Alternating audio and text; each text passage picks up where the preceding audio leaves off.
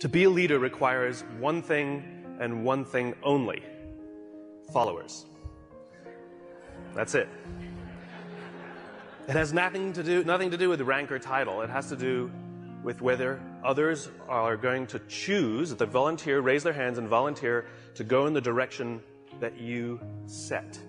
We can force people to do things, we can whip them into shape or offer them all kinds of carrots and sticks to get them to do things, but at the end of the day, a true leader is the one where others raise their hand and say, I will follow you. The question is, why should anyone follow you? Now, the human animal is like a company. If we want to get certain behaviors out of the organization, out of people, we give them certain incentives or disincentives. We are exactly the same. If you want someone to perform, if you want them to hit a goal, we set the target, we set the goal, and we offer them some sort of bonus if they get there, and we incentivize the behavior. If we threaten someone with a punishment, we disincentivize the behavior. Wait till your father comes home. You know, anyone who's a parent with gold stars or bonuses or all kinds of things, we're used to this. This is normal. The human body works exactly the same way. If you've ever had a feeling of love, trust, joy, fulfillment, status, pride, those are all chemically produced feelings. They're chemically produced incentives trying to get us, the human body's trying to get us to do certain things to get us to cooperate. Tangible matters. We can only see the things we have words for, right? And this is why the leader must provide a clear vision. Why are we doing this? Why are we in business in the first place? What is the point of growing the company that you're growing? Everybody talks about, what's your growth? What's the point of the growth? In other words, you have a company.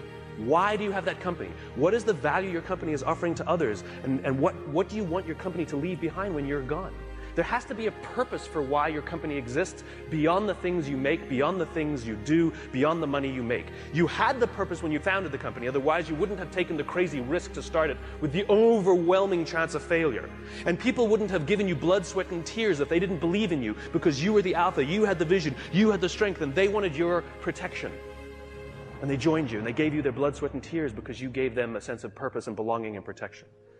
You have to know why you do what you do, and this is what the leaders do. And the more they can put it into words, the clearer they can put it into the words, the more we can see it. Again, we can only see the things we have words for. And so when you can put these things into words, other people can see them. I have a dream. Martin Luther King put into words the vision, seeing he had. The rest of us could see it too, and now could focus all of our attention, all of our efforts on getting it done. And every metric, and this is the purpose of metrics, every metric we use it's not about the metric. Metrics are supposed to measure progress. In other words, each metric is the tree getting a little bigger. Each metric is us getting a little closer to the gazelle. We get another little shot of dopamine. Each metric shows us that we're getting closer to the vision. It's not just about the numbers at the end of the year. How did we do? We're up. Good. Towards what? Towards what? We don't know what we're getting closer to. And it makes work unfulfilling. Don't know what we're working towards. Dopamine. We don't care if we let down the goal. Like if we have a goal that we have to achieve for work and we miss the goal, do we feel bad that we let the numbers down? No. We feel bad that we let somebody we love down. We feel bad that we let down our boss, we let down our parents, we let down our coach, we let down our drill instructor. We feel bad when we let down a human being. Accountability is never to a number. Accountability is to a person. And if there is no relationship with the person who's supposed to look after us and the person we're supposed to be working for, then we don't feel accountable. And this is where leadership becomes really, really important. You see, when we give selflessly to those in our tribe, offering them protection, because that's all anybody wants at work. They want to feel safe, comfortable, protected. Think about it as a parent. You know, back in those days, there were no countries, there were no corporations, there were no companies. They didn't exist. There's only one thing that pre-existed all of those things. The family. That's all we had. Each other. Think about it. What do we say to our children? You don't get to choose your children. Some of them are funny looking. Some of them not that smart. Okay? Those are the kids you got. Sorry. You get to pick your employees, but you don't get to pick your children, and yet it doesn't matter who your kids are, whether they're the best looking or not, whether they're the smartest or not, whether they're strongest or not. You give them undying love. And you don't point out their weaknesses if you're a good parent. You point out their strengths if you're a good parent. You encourage them to do the things that they're good at. And you hold them up, and sometimes you let them fail and learn for themselves, and sometimes you discipline them, and sometimes you prop them up, and sometimes you push them, and sometimes you let them go. And more than anything else, all we want for our children is to achieve more than we could have achieved. And we will do that by providing them support, a feeling of safety, a feeling of protection. Well, guess what? It ain't no different at work. Stop saying our company is like a family. It is a family. And you are the mother and you are the father. And the minute you hire someone, you must give them undying love, and you must work tirelessly to see that they can achieve more than you could ever have imagined yourself achieving. Those are the best leaders. That's what it means to be a servant leader. Any company, any CEO that says to me proudly, "We put our customers first," I always say, then that means you put your employees at least second. We put people first. Human beings come first, not numbers. We sacrifice people to save the numbers, but we don't sacrifice the numbers to save the people. A little bit backwards. And yet when we are willing to sacrifice the numbers to save people, you watch what happens to the people. There's a guy by the name of Bob Chapman in St. Louis, Missouri, who runs a company called Barry Waymiller. It's a $1.6 billion private company with 20% year-over-year growth for the past 20 years. Warren Buffett has 6%. What is Bob's secret? He is obsessed about people. He doesn't even talk about what his company does. It happens to be heavy manufacturing, large capital expenditure machinery. When Kimberly-Clark wants to buy a machine to make toilet paper, they make the machine. Huge, huge blue-collar, sort of good old-fashioned American manufacturing. When the financial crisis hit, Bob's company lost 30% of their revenues off the top. Boom, gone. They could not afford their labor pool at all. And so they sat down and they said, "Oh my God, do we have to have layoffs?" And Bob refused. And so they implemented a furlough program where every employee from CEO to secretary had to take 4 weeks of unpaid time off. They didn't have to take it consecutively, and they could take it whenever they wanted. Those who could afford it more would trade with those who could afford it less. It was remarkable. And Bob told the company, "It's better we should all suffer a little than any of us should have to suffer a lot." As human beings, we are biologically designed to cooperate, and we want to help each other. When you give someone the responsibility, when you put them in a position of power or authority for their responsibility, they rise up. Why? Because we all want to feel that our lives have value. We all want to feel that our lives and the work that we do is valuable to the tribe. We all want to know that our company needs us. But we don't make people feel needed, and we don't make their work feel necessary because we take all the responsibility and we don't let them have it. And when people feel fulfilled, when we make them feel necessary and they feel proud because something got done, because they were a part of it, they will give more and more and more and more.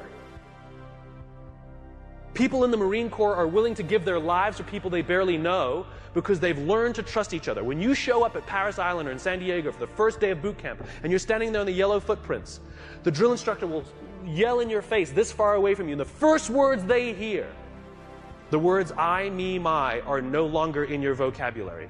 They will be replaced with we, together, and us. They are taught that success does not come by yourself. It only comes in a group. There's an old African proverb: to go fast, go alone. To go far, go together. We're all talking about how quickly we're growing our companies, but how long will your company last? 80% of the Dow Index are 35 years or younger. Sure, we build fast-growing companies, but they don't last. I watched it. I went to the Crucible and watched these Marines. The Crucible is their final test before they become Marines. They're out for 56 hours. They get 3 meals, a total of 8 hours sleep the entire time. They're exhausted, they're tired, they're dirty, they're working hard. And you watch a fire squad of 4 guys making their way under barbed wire and shots fired and all of this mayhem and dirt and sand, and it's crazy. And they're dragging themselves across the dirt. And one of the guys is tired and starts falling back, but they have to achieve the mission. They've got to get to the other side. But what do? They stop, they go back, they grab his webbing, and they pull. They slowed themselves down because they'd rather slow down with all 4 than go fast with 3. To go fast, go alone. To go far, go together.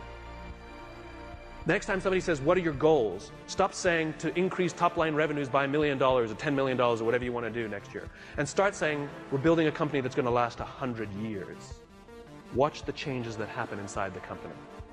Devote yourself not to firing people, but to give them an opportunity to contribute. And if they fail, help them up. And if they fail, help them up. And if they fail, help them up. And if you really think they're incompetent and you really don't believe they fit your culture, why did you hire them?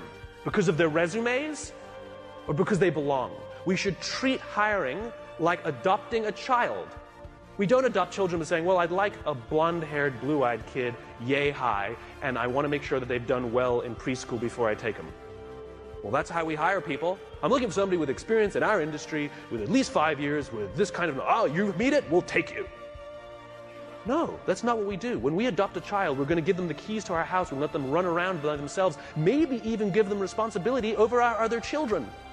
It's a slow decision. We want to get to know the kid. We want to spend a little time with the kid. See if they would fit in our family, if our other kids would get along with them. Hiring is exactly the same. You cannot judge the quality of a company by the good times. We cannot judge the quality of a crew when the seas are calm. We judge the quality of a crew when the seas are rough. And numbers will never come to your aid, ever. People will. If things are going great and everything's growing and you feel that everyone's disposable, guess what? They think the same about you. It's reciprocal. It's always balanced. Time and energy. Roam the halls. Implement policies where if you have something to say somebody, not just the exchange of information, if you want to pay someone a compliment, if you want to ask somebody a question about their work, not about some fact like what time's the meeting, you do not send emails. You stand up, you walk the 35 feet, and you walk into their office and say, hey, quick question for you. That thing that you did for the client, can you just tell me a little more about it because I have a client meeting? I promise you the relationships that will form simply because people are giving time and energy. It's too quick to send an email. It's too easy. If I come over to your house for dinner, and a day later I send you this beautiful email how grateful I am for the dinner that you made for me, or if I sent you a handwritten note with the exact same words, which one makes you feel better? The handwritten note. It's not the words. It's not the intention. It's the time and energy we take. And if you think you're too busy to give time and energy to your people, then they're too busy to give time and energy to you. It is a balanced equation. I imagine a world in which the vast majority of people wake up every single morning inspired to go to work and come home every single day fulfilled by the work that they do. I believe that loving our jobs is a right, not a privilege. Why should it be just the lucky few who get to love going to work? It is an entitlement that we all have. And by saying love our jobs, it doesn't mean we have to like them every day. We love our children every day, we don't like them every day. Right? We don't have to like every day, it can be hard, but we get to love it every day. And the thing that makes us love our jobs is not the work that we're doing. It's the way we feel when we go there. We feel safe, we feel protected, we feel that someone wants us to achieve more and is giving us the opportunity to prove to themselves and to ourselves that we can. This is the world that I imagine. This is why I do these talks, because I'm just a cog in the wheel, a cog in the machine. I'm just a small piece of the jigsaw puzzle. I come to speak to the nice people like yourselves, because you're the ones who are running companies. You're the ones who are in control of the cultures that you're building. You're the ones who determine who you hire and who you don't. Are you hiring based on skills? You're hiring based on culture. I come and share these ideas with you with the hope that some of you will try some of these things, and over the course of time, you will watch your own cultures improve and the people love coming to work. Oh, and by the way, it's good for innovation, it's good for progress, and it's good for profit, aside. So I thank you very much.